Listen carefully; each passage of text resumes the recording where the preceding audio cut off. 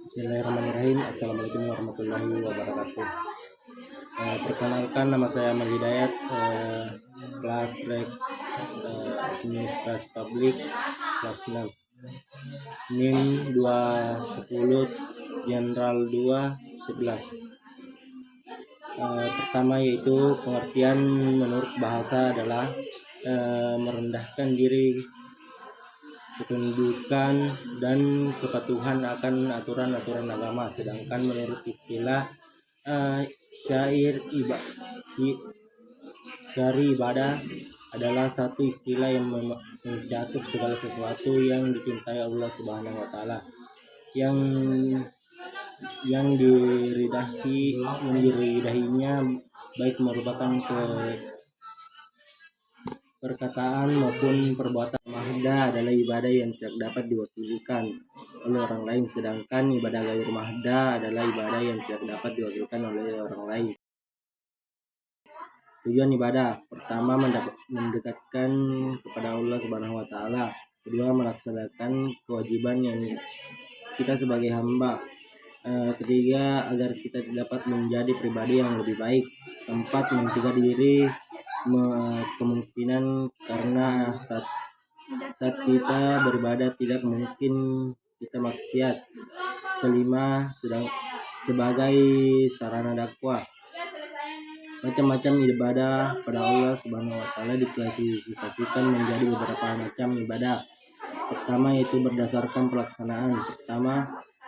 Macam ibadah jasmania dan rohania. Jasmani dan rohani, contohnya salat dan puasa. Kedua, macam ibadah rohani dan mulia, rohani dan harta, contohnya zakat. Ketiga yaitu macam ibadah jasmania, rohani dan mulia. Jasmani dan rohani, contohnya ibadah haji berdasarkan bentuk dan sifatnya. Macam ibadah yang dalam bentuk perkataan lisan, contohnya zikir, doa, dan bacaan Al-Quran. Macam ibadah dalam bentuk perbuatan yang tidak ditentukan bentuknya, contohnya membantu atau menolong orang lain. Kedua, macam ibadah dalam bentuk pekerjaan yang telah ditentukan bentuknya, contohnya salat dan puasa, zakat, dan ibadah haji. Macam-macam ibadah dan tata cara pelaksanaan bentuk menahan diri, contohnya puasa, iktikaf, dan ihram. Contohnya ibadah yang berbentuk menggugurkan hak, contohnya memanfaatkan kesalahan orang lain dan membebaskan hutang seseorang. Perintah untuk beribadah terhadap pada Al-Quran, surah Al-Baqarah ayat 21, yang berarti wahai manusia,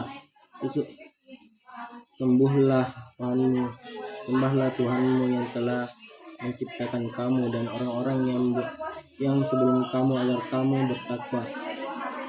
Adapun manfaat ibadah dalam Islam adalah sebagai berikut: sebagai kebahagiaan dan kesenangan hidup yang hakiki di dunia dan akhirat. Kedua, sebagai solusi dalam menghadapi masalah. Ketiga, sebagai pendekatan diri kepada Allah Subhanahu wa taala. Sedangkan bentuk perkataan, sarana syukur kepada Allah Subhanahu wa taala, sarana yang mengabung amal soleh, menambah keimanan kita. Adapun syarat-syarat, yaitu syarat-syarat salat. Pertama, syarat wajib salat, yaitu Islam, balik, berakal, suci dan haidan atau nifas, sampai dakwah Islam kepadanya, dan pendengaran, artinya anak yang sejak lahir tunarudu tuli tidak wajib mendengarkan salat. Syarat sah salat: suci dari hadas, baik hadas kecil maupun hadas besar, suci badan, pakaian, tempat salat, dan najis, tutup aurat kaki laki-laki, yaitu antara pusar sampai lutut, dan aurat perempuan adalah seluruh badan kecuali muka dan telapak tangan. Keempat, telah masuk sholat artinya tidak sah bila dikerjakan sebelum masuk waktu sholat dan telah habis waktunya. Menghadap kiblat. Berikut adalah rukun sholat yang wajib diketahui.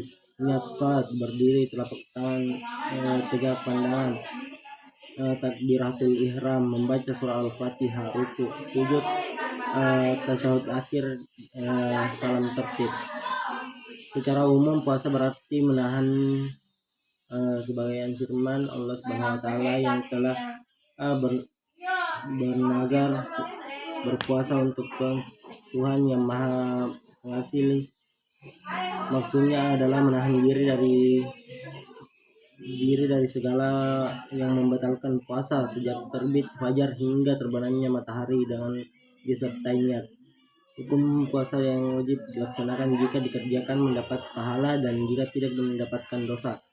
Tujuan puasa untuk menahan ketakwaan, untuk menahan diri sebagai upaya introspeksi diri.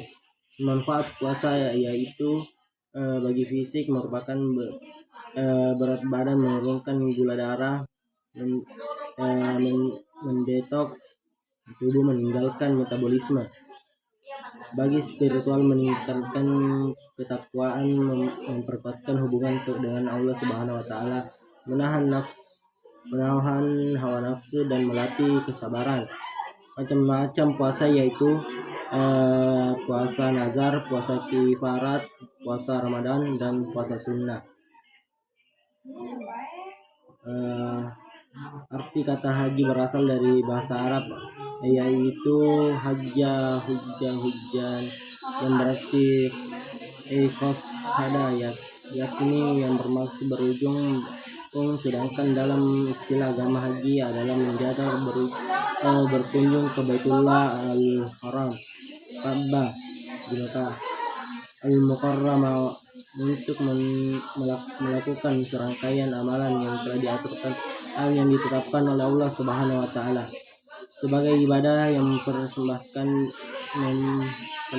diri hamba kepada Tuhan. Haji adalah segala mengunjung Baitullah untuk melakukan serangkaian ibadah di tempat-tempat tertentu pada waktu tertentu dan cara tertentu dengan mengharapkan ridha Allah Subhanahu wa taala.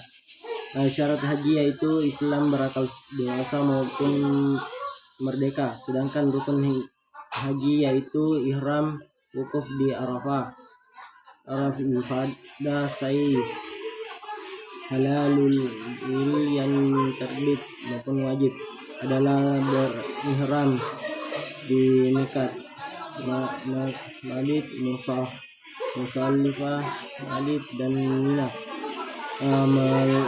melontar jumrah dan ataf wada.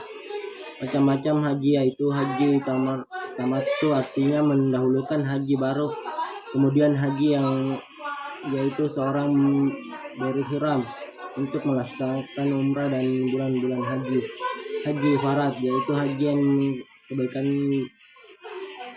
dari haji tamattu yaitu dengan mengerjakan haji yang terlebih dahulu, mengerjakan umrah jamaah yang melaksanakan haji yang tidak diwajibkan membayar ardam, dan kiram yaitu ibadah umrah yang dikerjakan bersama-sama pada musim haji. Di antara keduanya tidak dipisahkan dengan tahallul, yang artinya umrah yaitu seorang yang berniat haji dan umrah secara lain berihram dan melakukan umrah dan haji sekaligus dan menetapkan diri dari keadaan berihram tidak memahalul hingga tanggal 10 Zulhijjah.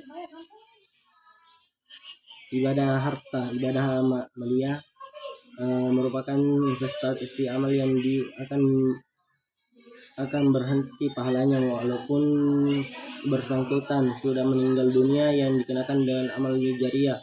Macam-macam ibadah maliyah Zakat menurut bahasa artinya bersih, suci, subur. Artinya harta tertentu yang wajib dikeluarkan oleh orang yang beragama Islam yang diberikan kepada golongan-golongan yang berhak untuk menerimanya.